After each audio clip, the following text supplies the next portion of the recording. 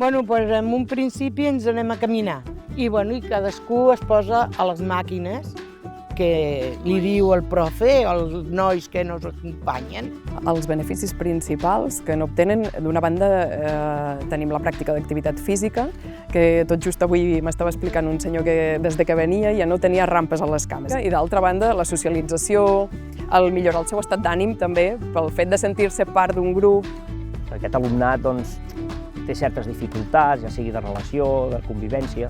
Llavors, quan els veus aquí a treballar amb gent més gran, veus realment que s'obren. I ha sigut com, ostres, el que deuen de casa avis sempre aporten bons consells i tal, és veritat.